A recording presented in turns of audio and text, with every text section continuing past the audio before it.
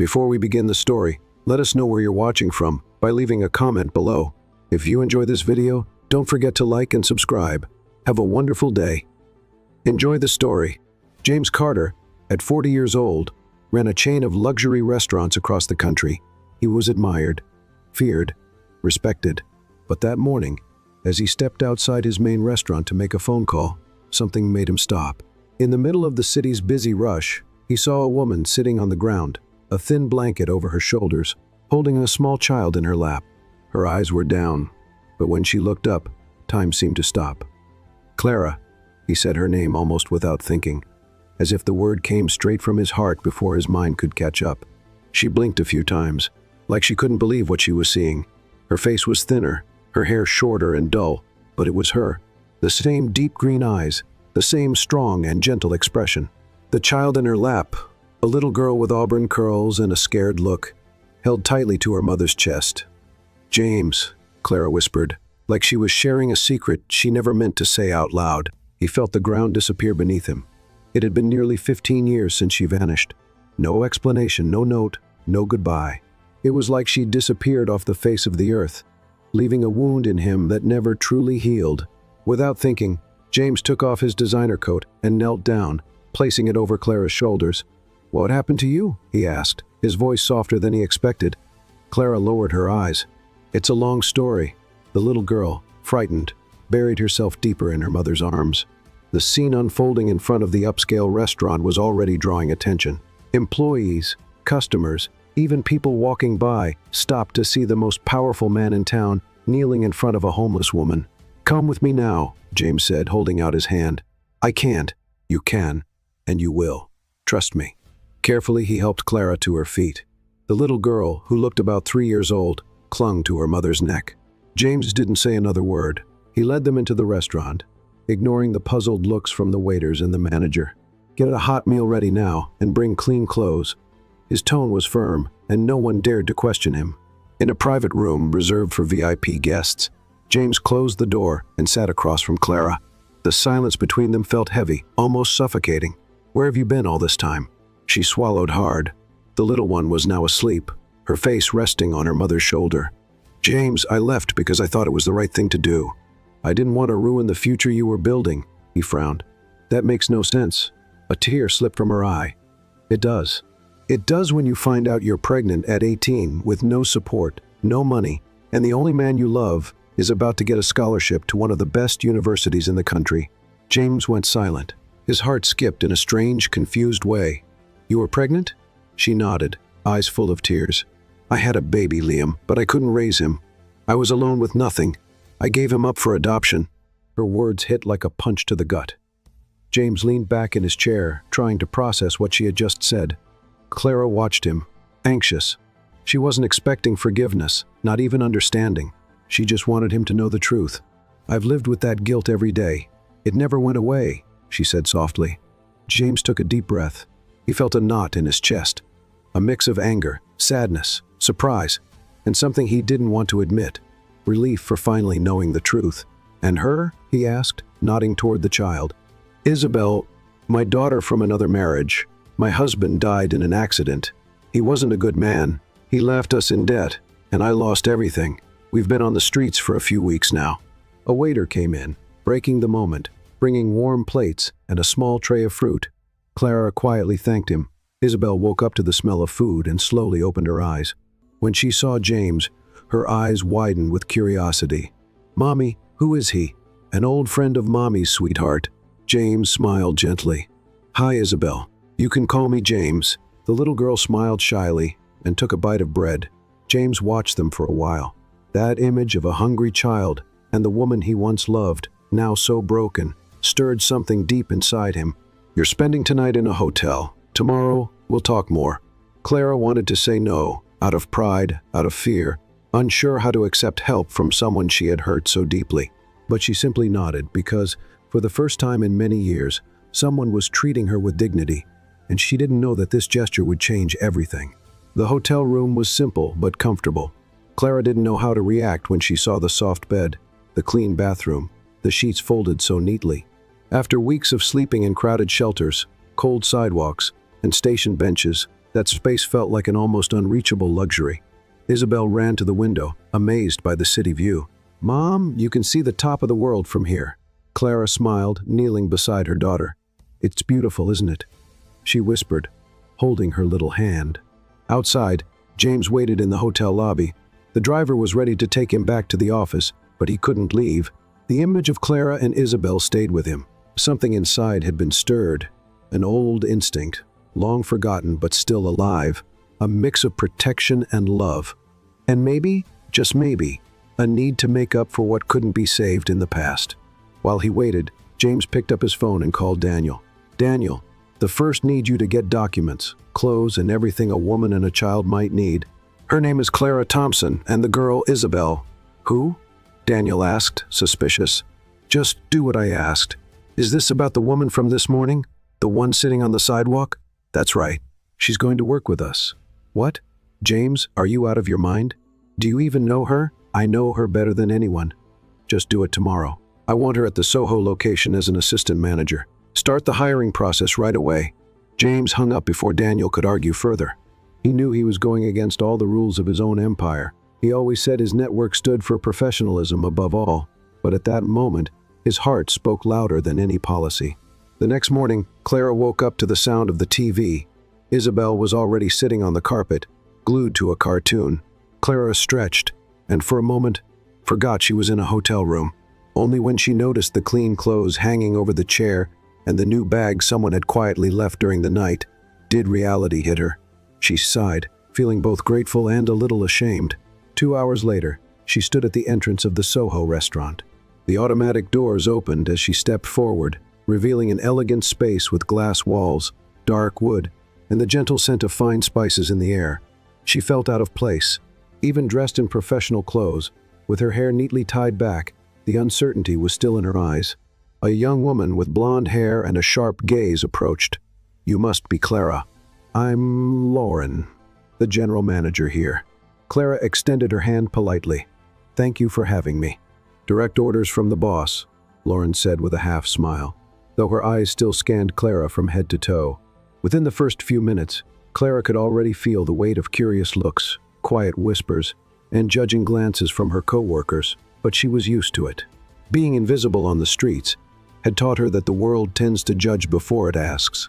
By the end of the day, she had memorized the menu, learned how the internal system worked, and avoided 3 attempts at casual conversation about her connection with James. She left exhausted, but with her head held high. James followed everything from a distance, reading the reports and listening quietly to the feedback. He didn't want to interfere too much, but he also couldn't stay completely detached. That evening, he decided to visit the Soho location unannounced. He found Clara in the office, organizing papers, dressed in a spotless uniform, and looking focused. She turned and smiled when she saw him. "Good evening, Mr. Carter," she said playfully. "Mr. Carter? That's new." He smiled back, crossing his arms. "How was your first day? Challenging, but fair. Was anyone unpleasant?" "Nothing I can't handle." He watched her for a moment, admiring not just the beauty that was still there, but her strength, the way she stood firm, even while carrying so much inside. "I have a proposal," James said, pulling an envelope from his jacket. "It's a 3-month contract as assistant manager. Full salary, housing included, health insurance too. 3 months. Long enough for you to get back on your feet, or to convince me to keep you forever." Clara held the envelope with trembling hands. "Why are you doing this?" "Because one day you believed in me when no one else did, and maybe now it's my turn to return that." She tried to answer, but something in his eyes made her stay silent. It was a look that said more than words ever could. But while they shared that quiet moment, across the city, Daniel stared at his computer screen, frowning. On the screen there was an old photo, James and Clara, at 18 lying on the grass in a park, laughing. And in his drawer, a yellowed, wrinkled letter, a letter he had written himself, pretending to be Clara. James was watching the activity in the dining room of one of his most prestigious restaurants, but his mind was far away. Even in the middle of a strategic meeting with his team, he couldn't focus. The executives' voices sounded like background noise, while flashes of Clara filled his thoughts. The way she smiled shyly, her steady gaze even when she was trembling inside, the way she cared for little Isabel. "James," Daniel called, gently touching his shoulder. "Sorry, what did you say?" Daniel exchanged a look with the other managers and quietly dismissed the team with a subtle gesture. Once the room was empty, he crossed his arms and looked at James with the weight of something uncomfortable. "Do you really think this is a good idea? What are you talking about? Putting a woman who used to live on the streets in charge as assistant manager at a high-end restaurant? You're putting a lot of trust in someone who disappeared for nearly 15 years. James leaned forward, resting his elbows on the table, and looked at his friend with determination. "You know what she went through. Neither do you." The silence between them stretched. Daniel took a few steps around the room before continuing. "You've always been a man of logic, James. You calculate everything. Since when do you follow your heart?" "Since I saw someone I thought was dead." His reply was sharp, carrying a weight Daniel hadn't expected. "I'm just trying to protect you." James looked at him for a few seconds. "Are you trying to protect me? Or do you know something I don't?" Daniel hesitated for a split second, but then he composed himself. "Don't start. I'm not starting anything, but you're way too nervous for someone who's just trying to help."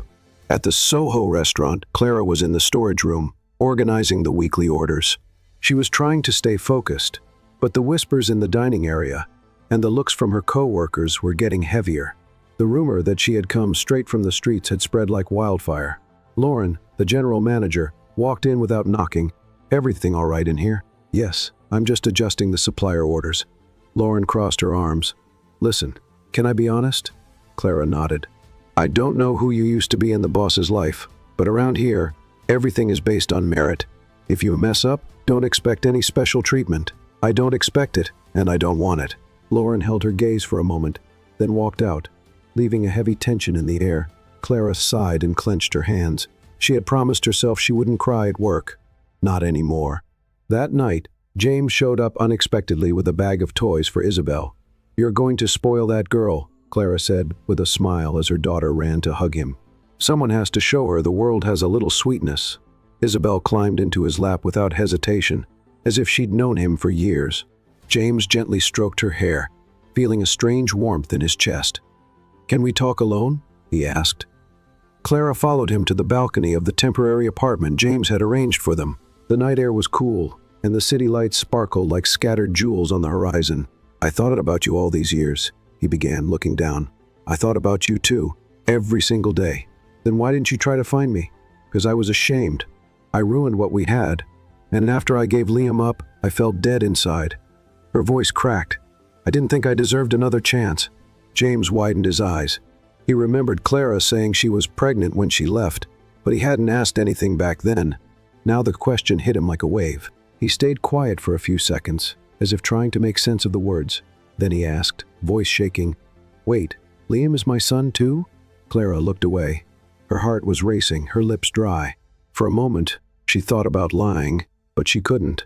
Not anymore. "Yes, Liam is your son, James." The world seemed to slow down around him.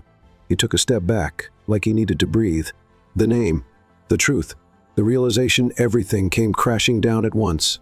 A son he had, a son who existed and whom he had never met. Clara continued, her voice heavy with emotion. "I had nowhere to go, James, no support, and I thought with another family, he'd have a chance I couldn't give him." James took a deep breath. He felt a knot in his chest, a mix of anger, sadness, surprise, and something he didn't want to admit. Relief for finally knowing the truth. "I'm going to find him," he said at last. "If you want me to?"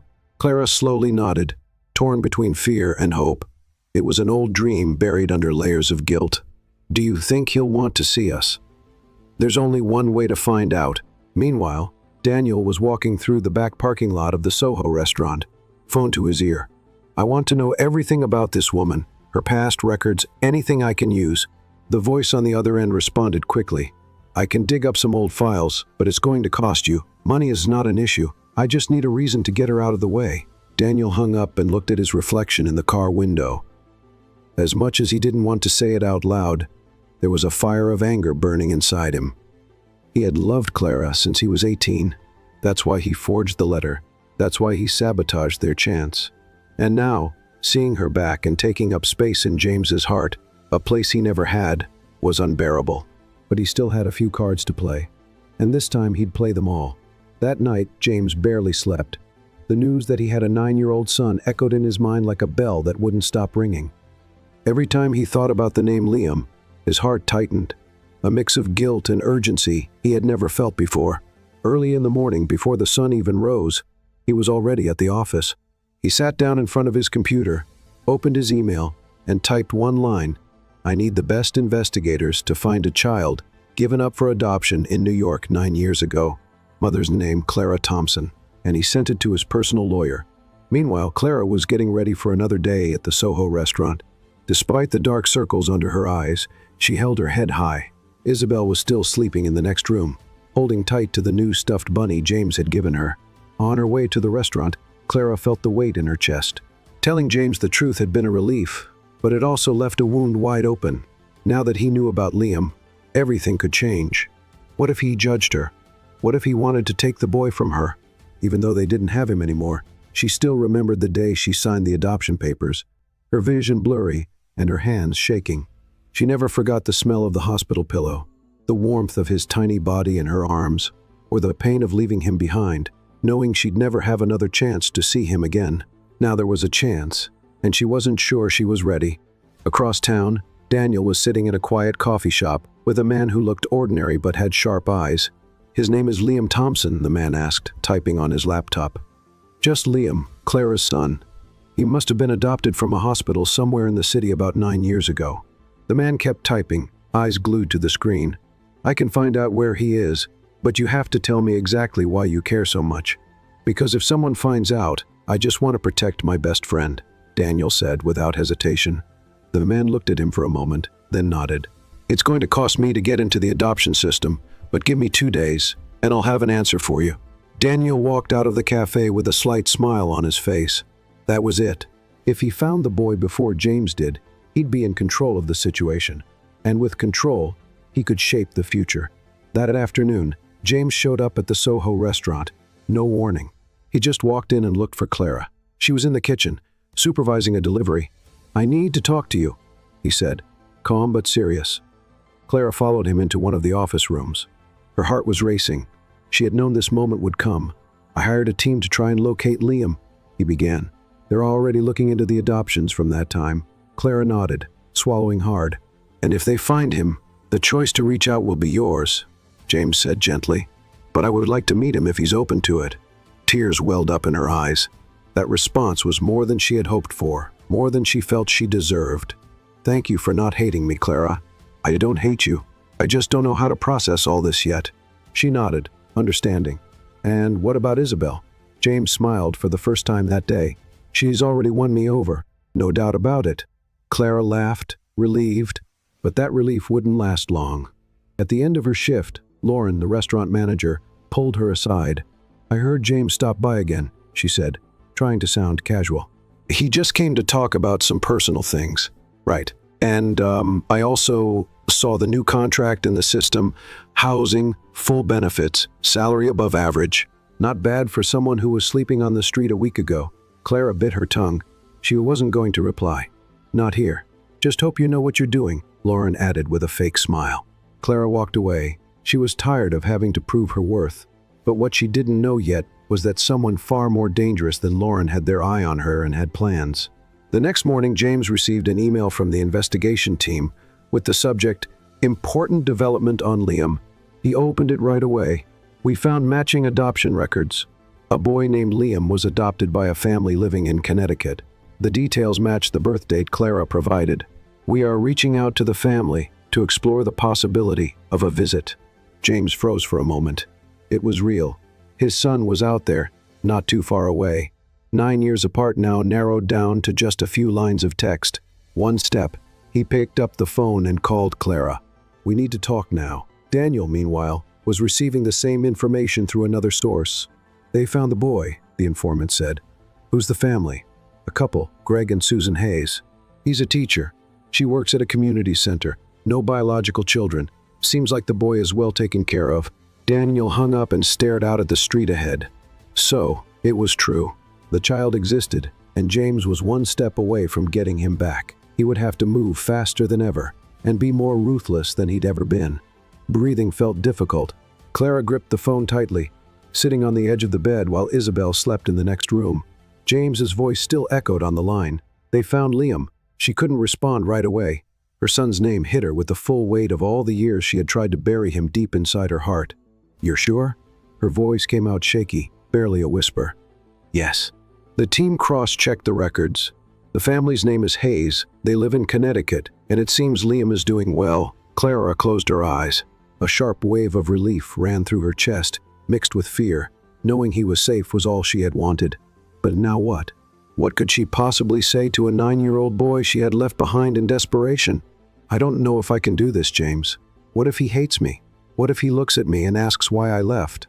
If he asks, you'll tell him the truth. And if he hates you, you'll accept it. But what you can't do anymore is run."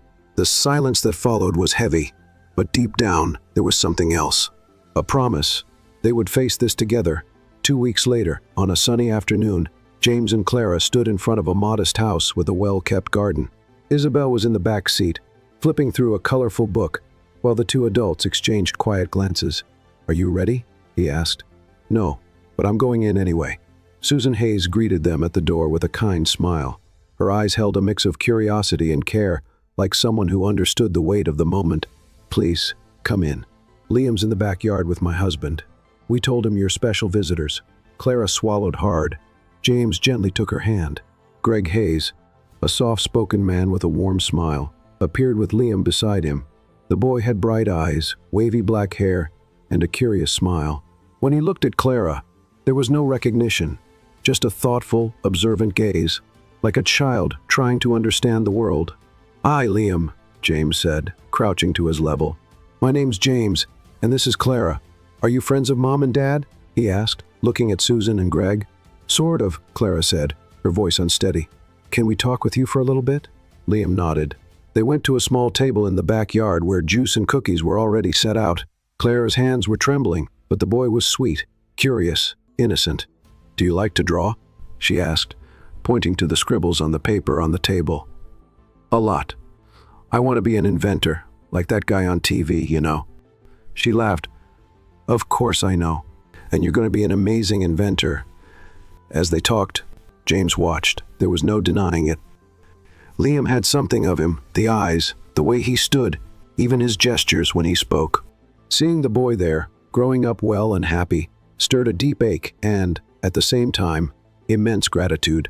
Later that afternoon, Susan called Liam inside. "We'll give you some privacy," Greg said gently, guiding the boy away. Clara sat on the wooden bench under the tree. "I don't know if I can handle this, James. You were very brave today. I was a coward for 9 years. No, you survived, and now you're trying to make things right." She looked at him with eyes full of tears. "What if he never accepts me? Then you'll love him anyway." She cried quietly for the pain of yesterday, for the hope of today, and for all the nights she had gone to sleep, wondering what it would be like to hear that name again. Meanwhile, Daniel was watching the Hayes house from a distance. Sitting inside a rental car with tinted windows, he saw James leaving with Clara and Isabel. He took a few pictures with his phone. From the passenger seat, the informant asked, "Do you want me to release this?" "Not yet, but I want to stay one step ahead always." "And what do you get out of it?" Daniel stayed quiet. Then he said, "I loved her first, and he took her from me. Now he's going to learn what it feels like to lose everything."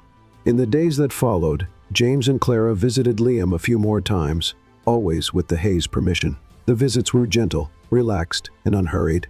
With each conversation, Liam seemed more at ease. During one visit, he walked up to Clara and asked, "Why do you always cry when you see me?" She smiled sadly.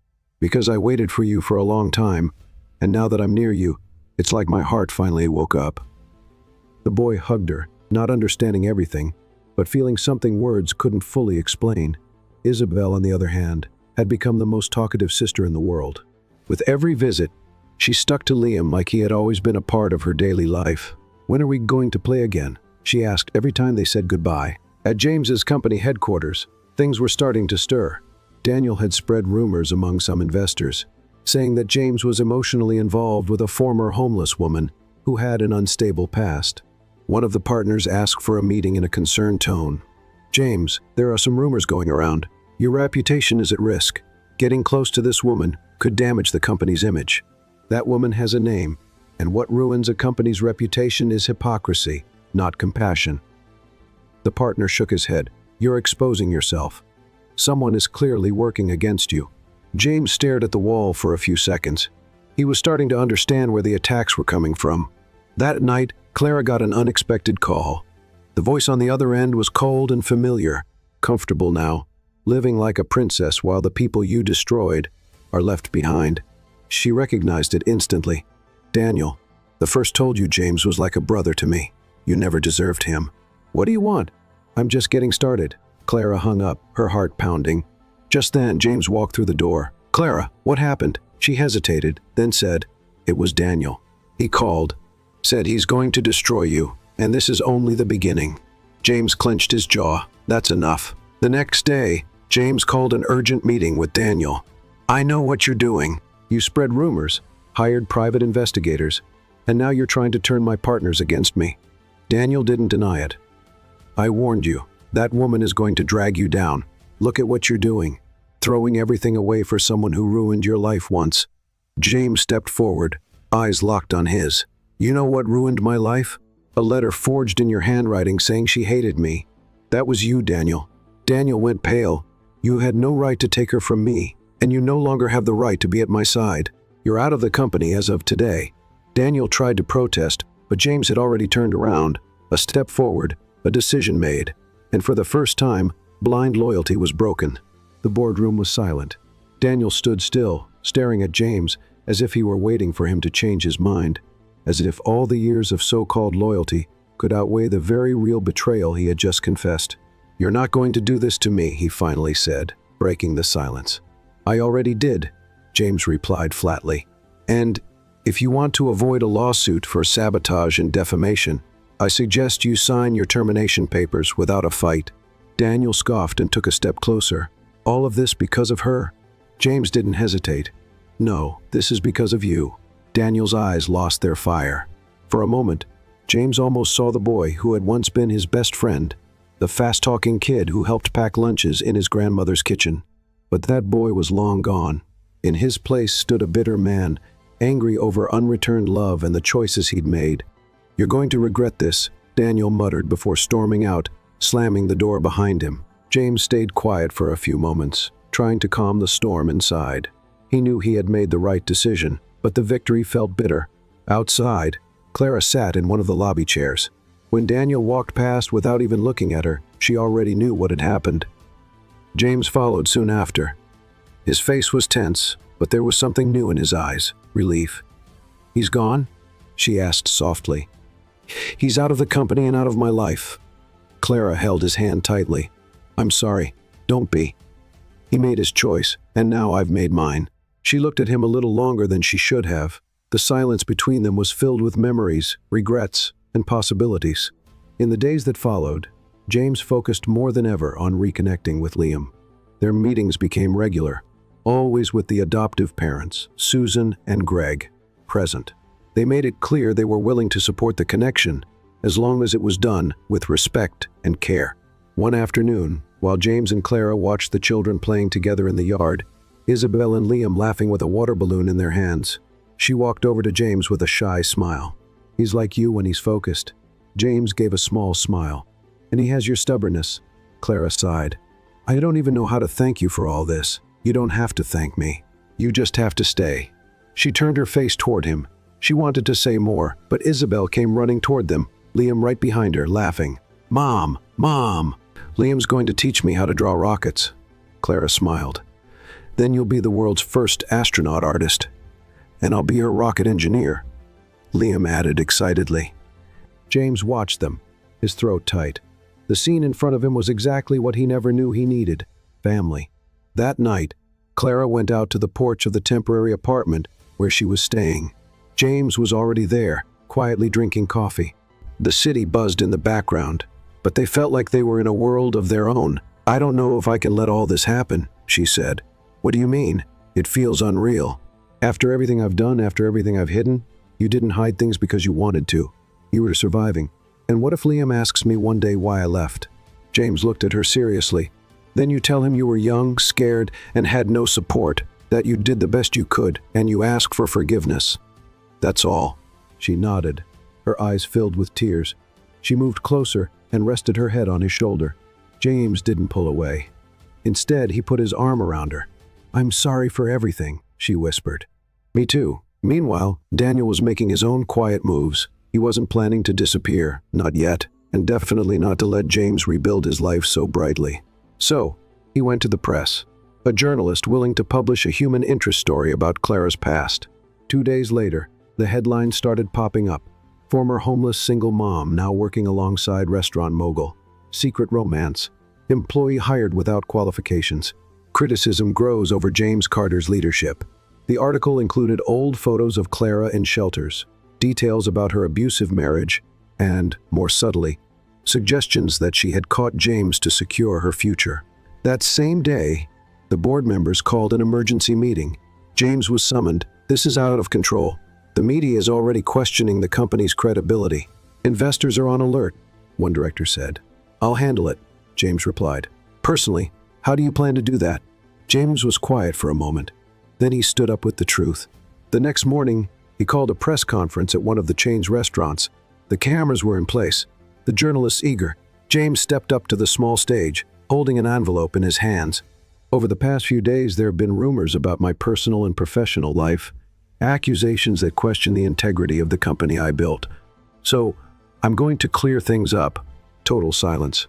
"Not long ago, I reconnected with Clara Thompson, someone who was very important to me in the past. Yes, she experienced homelessness, but that doesn't define who she is. What defines her is the strength she showed to rise again, the way she cares for her daughter, the dignity she kept even when the world turned its back on her." Camera flashes went off. "I hired her because I trust her, and because she's capable. And yes, we're building something personal. That doesn't make me less professional. On the contrary, it shows my faith in people." More flashes, murmurs. "And if that means some people will walk away from our brand, that's okay. But I want everyone to know that the values I stand for matter more than any contract." He stepped down from the stage to applause. Not everyone clapped, but those who knew him saw a new man emerge that day. Hours later, Clara watched the interview at home, tears in her eyes. Isabel was asleep beside her, worn out after another day of play. When James arrived, he found Clara standing at the door, holding an envelope. "You didn't have to do that," she said, her voice shaking. "Yes, I did. The world needed to hear it." She stepped closer. "I still carry a lot of fear." "So do I. But between being afraid and running away, I choose to stay with you." She hugged him tightly, and he hugged her back. And there, without big promises or dramatic declarations, the two of them just allowed themselves to breathe together. The following week, James was caught off guard by a phone call from Greg Hayes. "Liam's been asking if he can spend a weekend with you." James almost dropped the phone. "Of course he can. It would be an honor." Greg paused before continuing. "I just wanted to say I see the effort you're making, and I think he deserves to know the whole truth. With love, with respect." That's exactly what we're going to do. That Friday was unforgettable. Liam arrived with a backpack on his shoulders, full of excitement, and was greeted with hugs from Isabel and smiles from Clara. They spent the weekend playing, baking cakes, and building blanket forts in the middle of the living room. On Saturday night, after the kids had fallen asleep, James came up to Clara. "Do you think he's ready to know?" She nodded slowly. "Yes, and so are we." Sunday morning arrived quietly, almost respectfully.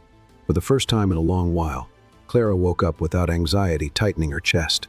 Soft sunlight came through the window, warming the apartment floor, where 2 blanket forts still stood. In the center of the room, Liam and Isabel slept side by side, worn out from the night's adventures. James was already in the kitchen, making pancakes. He listened to the calm breathing of the kids and felt a different kind of peace, not the kind that comes from success or recognition, but from simply having them there, from the family that, against all odds, was being rebuilt. Clara tiptoed in, still in her pajamas. She smiled at the mess and at the care he was putting into flipping the pancakes just right. "You've become a full-on weekend dad," she joked. "I'm not sure if it's the hardest job or the most rewarding, but I'm enjoying it." She came closer and grabbed a cup of coffee. "Today's the day." "I know. I've thought of 1,000 ways to tell him, but none of them feel right, because there's no perfect way. It just needs to be honest, kind, and true." James nodded. He knew, and he felt the weight of it deep in his gut. Later, the four of them sat together in the living room after breakfast. Isabel was working on a puzzle on the rug, distracted. Liam held a toy car in his hands, but watched the adults with the kind of quiet attentiveness only sensitive children have. James took a deep breath, glanced at Clara, and then turned to the boy. "Liam, can I talk to you for a minute?" "Okay," the boy said, sitting beside him on the couch. "We wanted to tell you a story. A story that's about you, but also about Mommy, Clara, and me." Liam frowned, curious. "What kind of story?" "A story about choices and mistakes and love too," Clara said softly. "And about finding each other again." James leaned down so he was eye level with the boy. "A long time ago, when I was younger, I met a girl named Clara. We were very close friends, really close. And one day she had to leave without saying goodbye. At that time, she was going to have a baby." Liam's eyes widened. "She was your girlfriend?" "Yes. And the baby was me?" The question came straight out, and for a moment, time seemed to stop. Clara swallowed hard. "Yes, sweetheart, it was you." Liam stayed quiet. His eyes blinked quickly, as if he were processing every word. "Why did you leave?" She moved closer and held his hands. "Because I was very young. I was scared. I thought your life would be better with a family who could give you things I couldn't back then." "And why did you come back?" "Because I never stopped loving you. Not even for a second. I just didn't know how to fix what I had done until now." James leaned in too. "And I only found out you existed a short time ago. And ever since, all I've wanted is to be close to you, without taking anything away from anyone, just adding to it." Liam didn't cry. He didn't yell. He didn't run. He just sat there, eyes filled with tears, trying to make sense of everything. "So, are you my dad?" James felt his heart skip a beat. "Yes, if you want me to be." The boy looked at him for a long moment, then turned to Clara, and then he asked, "Will my parents now still be my parents?" "Always," Clara answered right away. "They're amazing, and they truly love you. That will never change." "And will you come visit me, or can I visit you?" "Whenever you want," James said with a soft smile. "We'll build this together at your pace." Liam didn't say anything for a while. He just rested his head on James's shoulder.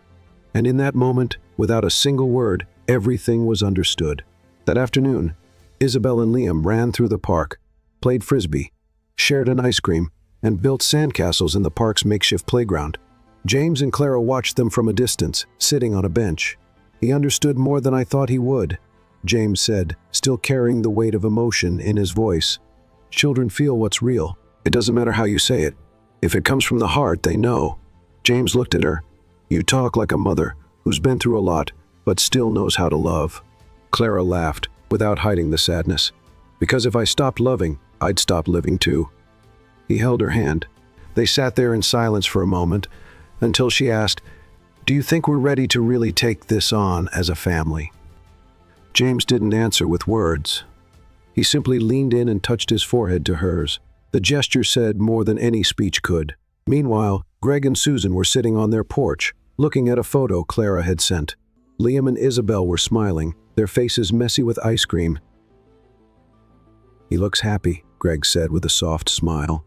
"And I'm surprised I don't feel jealous," Susan added. "I think it's because I know love is never too much. He can have 2 dads and 2 moms, and be even more loved." Greg nodded. "Maybe what we're doing now is the greatest act of love we've ever given him, letting him know his whole story." On Monday, Clara returned to work with her head held high. The curious looks were still there, but now she walked differently, not because she was with James, but because she knew who she was. She knew what she was made of. At the end of the day, Lauren called her into the office. "I just wanted to say I was wrong about you," she began, getting straight to the point. "I thought you were just another one of the boss's favorites.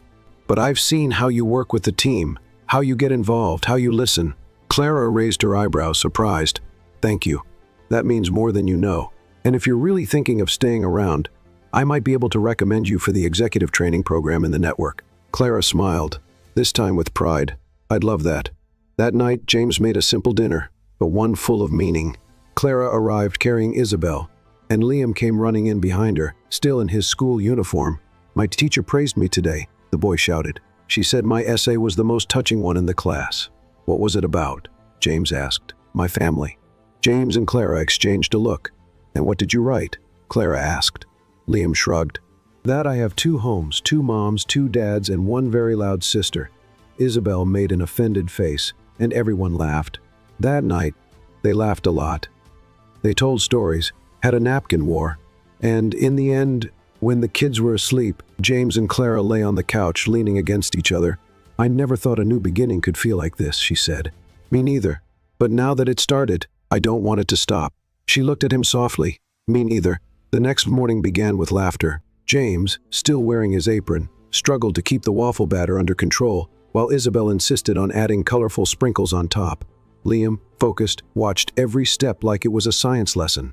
Clara stood by the kitchen doorway, just watching and feeling. Life seemed to have color again, after years of darkness and silence. That light family noise filled the space that used to be taken over by guilt. "Think you can handle having a kid watching your every move?" Clara asked, teasing. "I'm starting to like it. He makes me pay more attention to everything," James replied, smiling at Liam. That afternoon, Liam returned to Greg and Susan's home. The goodbye was calm, without tears, but with lots of tight hugs. They had become more than just the couple who raised him. They were the bridge between his past and present. "See you later, Dad," Liam said before getting into the car. It was the first time he used the word. James froze for a second, then smiled and nodded. The lump in his throat was too big to answer. 2 days later, Clara was going over the weekly schedule at the restaurant when an unexpected notification appeared on her phone. It was a message from an unknown number. "It's not over. You know what you did. The truth has a price." She stopped breathing for a moment. The phone nearly slipped from her hands. The number was different, but the style, the tone, the threat were unmistakable. It only took a few seconds for memory to do the rest. The past had come back. That night, as James was getting ready for another virtual meeting, Clara appeared at the office door, holding her phone. "I got this today," she said plainly. He read the message, frowned, and immediately took control. "Is someone threatening you?" "I think I know who it is," she replied in a low voice. "Remember when I told you that Isabel was born from a marriage that nearly destroyed me?" James nodded. "Her father, before he died, he used to make threats like this. He watched everything, had friends with shady connections, and I know he's gone, but he left traces behind people who still think I owe him something." James stood up, his voice firm. "This ends now. Tomorrow, we're hiring security. I want that number traced. If you feel threatened, we'll leave town for a few days. But no one is going to touch you. You're not alone anymore, Clara." She took a deep breath, trying to absorb the protection he was offering. The fear was real, but this time, she wasn't facing it alone. The next day, one of James's private investigators traced the number. They found out the message had been sent from a prepaid phone registered under a fake name, located near Clara's old house. She hadn't been back since she left, holding Isabel in her arms with her late husband's debts knocking at the door. "It could be someone from his circle, or someone trying to blackmail you now that your story is public," the investigator explained. "What if it's more than that?" she asked. "Then we'll find out," James said, "and we'll protect what's ours." That same week, while Clara tried to keep her routine at the restaurant, a woman quietly appeared among the customers. Thin face, heavy makeup, and a stare that froze Clara in place. "I can't believe it," she whispered, putting the tray down. The woman approached with a crooked smile. "Clara Thompson, never thought I'd see you here. And so well dressed, too." Vanessa was the sister of Clara's late ex-husband. For years, she pretended to support Clara while secretly helping him manipulate her. And now here she was, in the middle of the restaurant, seemingly ready to bring it all back. "I heard your story made the news. The boss fell for the former homeless woman. Is that it?" Touching. Almost sweet. "Why are you here?" "Because there are things you forgot to pay, dear. Debts my brother left behind, and now they're on your shoulders. And if you don't want certain pictures and videos floating around, maybe we should have a nice, calm talk." Clara felt her blood run cold. Did Vanessa have copies of the old files? Those images from the darkest time with her husband, the time when she was humiliated, recorded, torn down piece by piece. "Are you blackmailing me?" "No. I'm offering you a chance to clear your conscience and keep the new little life you built. Think about it." That night, Clara told James everything. "For years, I suspected she had material to use against me, but I thought it disappeared when he died. And now she shows up, asking for money. Said if I don't pay, she'll release everything, even images of Isabel as a baby, things that should have never existed." James listened quietly. When she finished, he was pale but composed. "We'll handle this legally. I have the best lawyers in the city. If she publishes anything, it's a crime. We'll have her arrested. What if she acts before the law can stop her? Then we tell the truth before she does. What's the truth, Clara? What happened to you? The pain you went through, we'll tell it in our own way, with dignity. If someone wants to judge you after that, they don't deserve to be part of our lives. Clara looked at him, surprised by his resolve. You really think someone could still accept me after knowing everything? I did. And more than that, I admire you. She didn't say a word. She just hugged him. And that night, for the first time, she didn't cry from fear. She cried from courage. 3 days later, James arranged another press conference. This time, Clara stood beside him, hand in hand. With a trembling but steady voice, she shared her story about her past with her ex-husband.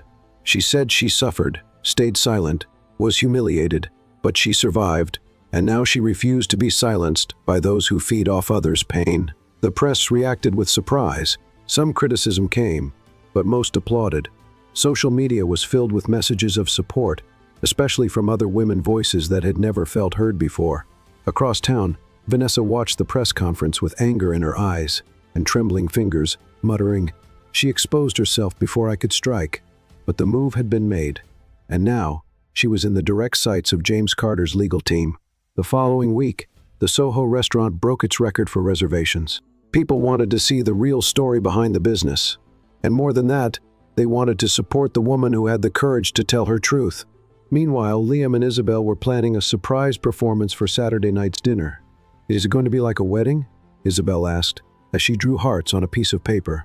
"They're not married yet, but it kind of feels like it," Liam said with a shrug. "Then let's make it a pretend wedding. Is that okay?" James overheard them from the hallway and smiled. "That's more than okay." That evening, when Clara got home, she found the apartment decorated with balloons and drawings taped to the walls. Isabel was wearing a borrowed white dress and a paper crown. Liam wore a crooked blazer and carried a big book, pretending to be the officiant. "We're gathered here today to celebrate the union of James and Clara," Liam said seriously, while Isabel held a crepe paper bouquet. Clara laughed, touched. "You two are something else. We're a family," Liam replied. And James, taking her hand, added, "One that doesn't need a ceremony to be real." But that same night, in the silence of a dark parking lot, a man with a worn face and a shadowed expression spoke on the phone. "She got away this time, but there's still something to be done." "And what do you suggest?" asked the voice on the other end. "What always works? Fear." The sound of the call ending echoed in the dark, and something about that night shifted. The house lights were already off when Clara woke with a start. There was no sound except the faint hum of the heater, but something in her body seemed to know an old instinct, a warning she recognized well, that chill down the spine that only comes when danger is near. She got up quietly and peeked out the living room window. Nothing out of the ordinary, but when she turned to go back to the bedroom, she noticed a shadow in the hallway. "Still, James," she called softly. The light came on suddenly. "It's me," he answered, appearing with his phone in hand. "I got a notification from the security system. Someone tried to break in through the side gate." She froze. "Isabel, Liam, they're asleep. They're safe. I already called security. No one got in." But the tone of his voice revealed what the words tried to hide. Fear had returned. And this time, it wasn't just blackmail or headlines. It was real, physical. The next morning, James upgraded the building's security and placed guards at the kids' school entrance. Clara didn't argue. She knew that kind of threat. People like that don't back down. They just change tactics. While organizing orders at the restaurant, she received a new message on her phone, a photo. It was Isabel, taken from a distance at the school playground, and below, a short message, "Pretty girl, shame if something happened to her."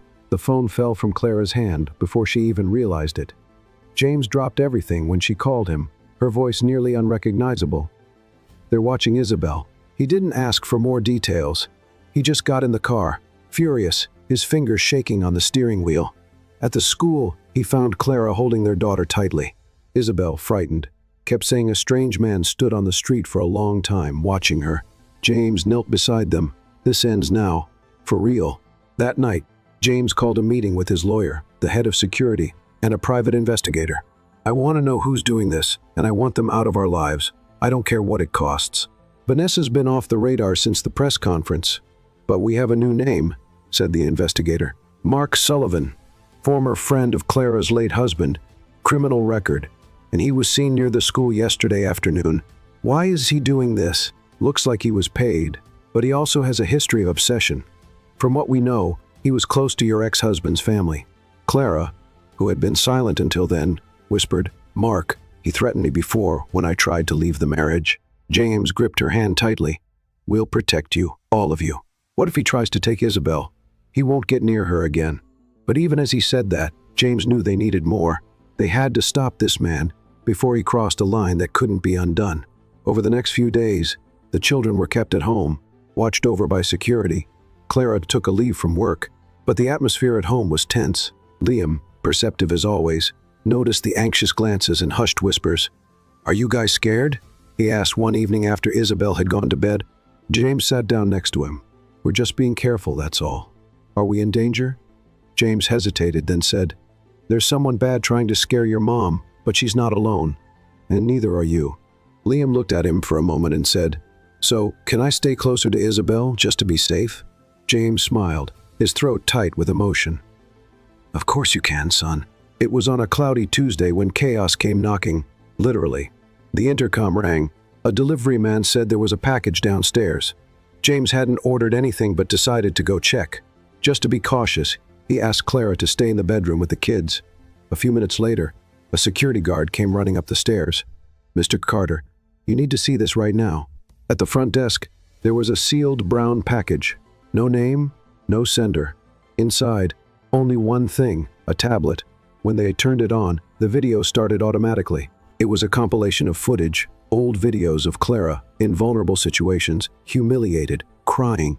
Some showed Isabel as a baby, sitting in the corner of a messy room. And at the end, a message appeared. "Either you disappear, or this goes to the press in 48 hours. James closed the tablet forcefully, his jaw clenched. "That's enough." That same day, he took the video to the police. The lawyer filed an urgent restraining order against Mark and Vanessa. Still, it felt like they were always one step behind. He could release this at any time, the lawyer warned. "And if he does," Clara asked, "will we survive it?" James looked at her, serious. "We've survived worse." While the lawyers moved into action, Liam and Isabel sat on the living room rug, making a poster with colored pencils. They wrote things like, "Mommy is strong and Daddy is a hero." They added hearts and stars, as if the world could be fixed with glitter glue. Clara watched from a distance and then cried, but it was a different kind of cry, not from fear, but from pride and love. The next night, the lawyer called. "We found Mark. He was hiding at a small inn outside the city. He's already been arrested. The police confiscated his electronics, and there's enough evidence to charge him with threats, extortion, and illegal possession of private material." Clara dropped onto the couch in shock. "Does that mean it's over?" "It means he'll face the consequences, and now you can breathe." James walked over and wrapped her in a tight hug. For the first time in days, she allowed herself to breathe deeply. That Friday, things returned to normal. Isabel went back to school. Liam spent the weekend with them, and Clara returned to the restaurant. Lauren greeted her with a warm smile. "They say you just won a battle. Welcome back, warrior." That night, James took Clara out to dinner. Just the two of them, no security, no phones, no fear. "You look beautiful," he said when he saw her. "And you look like you're about to do something crazy." She laughed. "Maybe." Over dinner, they talked about the future, about traveling, about turning the apartment into their forever home. And then, at the end, James stood up. He took a small box from his pocket and got down on one knee. Clara covered her mouth in surprise. "I don't have an expensive ring right now, no flowers, but I do have the certainty that you're the woman I want to grow old with. You, Isabel, Liam, we're a family, and I want to make it official. Clara, will you marry me?" She didn't hesitate. "Yes." At the next table, noticing what was happening, people started clapping quietly. That night, back home, Isabel and Liam were waiting with shining eyes. "Are you really getting married now?" Isabel asked. "We are, sweetheart," Clara replied. "Then can I be the flower girl?" she shouted, excited. "And I'll carry the rings," Liam added. James smiled. "You two can be whatever you want, 'cause this wedding is for all of us." Sunday morning came with sunshine. For the first time in weeks, James's house was completely at peace, no rush, no fear, just the warm sound of two children laughing in the living room while picking music for the wedding party. Clara sat on the couch with a cup of tea, watching with a calm smile. Since the proposal, something had changed inside her. For the first time, she truly believed she could be happy without always worrying about what might go wrong. She had survived the worst, and now she was ready to live the best. So, should the flower girl wear a crown or a tiara? Isabel asked, holding up two options in front of the mirror. I think both might be too much, sweetheart, Clara said, laughing. Too much is never too much for my mom's wedding, the little girl replied. Certain. Liam came in with a small notepad. Do we have confirmed guests yet? You're taking care of the guest list? James asked, as he walked into the living room with grocery bags. Yes, and I'm thinking of a 2-tier cake. Chocolate with almond cream, nothing less. This kid is a little executive, James joked, heading to the kitchen with the bags. Clara stood up and walked over to him. She gently touched his face. We still haven't picked a date. We can pick one today, he replied without hesitation. How about a month from now? She raised her eyebrows. A month? Small, intimate, beautiful, just the people who matter. She nodded. A month it is. Then, while the kids were playing with glitter and construction paper, James got an unexpected call. It's about the case against Mark Sullivan, the lawyer said. He made a deal with the prosecution. A deal? He confessed everything. Gave evidence that Vanessa was the one behind the blackmail, and that she got money from 2 other people connected to Clara's ex-husband. In return, he'll serve 2 years of house arrest with an ankle monitor and strict restrictions. James rubbed his face, exhausted, and Vanessa, an arrest warrant's been issued. We're just waiting to locate her. As soon as she's found, I want to be the first to know. Of course, but for now, you're safe. In the days that followed, the house turned into a hub of little decisions. Clara tried on dresses, simple but elegant. Liam tested entrance songs. Isabel insisted on rehearsing her grand entrance down the living room hallway, and James handled all the administrative details with a calm that surprised even himself. At night, when everyone was asleep, he'd find himself watching Clara as she lay beside him, her face peaceful. Sometimes he'd just watch her. Other times, he'd silently thank God that she came back, that she survived, that she was there. One Friday, while Clara was closing out the restaurant's register, Lauren walked in with an envelope. This came for you, hand-delivered. Clara frowned and took the envelope. No return address, no markings, just her name written with a regular pen. She opened it carefully. Inside was a single sheet of paper. Only one sentence was handwritten. Not every monster stays locked up forever. Clara's blood ran cold. The police said Vanessa is still on the run, James explained hours later. But they think she's out of support. She's on her own. That doesn't mean she won't try something, Clara replied, tense. She's always worked from the shadows. We'll increase security for the wedding, and if she shows up, it'll be the last time. Clara nodded, trying to stay calm. She wasn't going to let anyone destroy what they were building. Not this time. The next week, Greg and Susan stopped by the apartment. They brought flowers and warm smiles. Liam is doing well, really well. And more than that, he's happy, Susan said after a big hug. Thank you for trusting us with him, Clara said. Greg looked at her for a moment. You're a part of him. You always will be. That's just the way it is. But what touches us the most is seeing how you're not trying to replace anyone. You're just adding to his life. And we'll never forget what you've done, James added. Liam came running out of the living room, waving a piece of paper. You're coming to my wedding too, right? Susan laughed. We sure are, champ. 1 week before the ceremony, Clara got a surprise visit at the restaurant. It was an older woman with tired eyes and her hair simply tied back. Clara recognized her instantly. Mrs. Maria, Clara said, surprised. The woman nodded. I saw you on TV. Recognized your last name. You used to work at my brother's bakery. Remember? Of course I remember. You helped me so much back then. The woman sat down, a bit hesitant. I heard David passed away, and I wanted to say I never knew what he did to you. I only found out later through conversations. I should have done more. Clara took a deep breath. Those words, even late, felt freeing. You shouldn't carry that guilt. The only person who should have done things differently was him.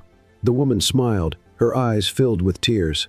Your son, Liam, he looks happy. So do you. I'm glad you got out of that place. Not many do. Clara reached out and held her hand. Some scars never go away, but we learn to live with them, and sometimes even smile with them.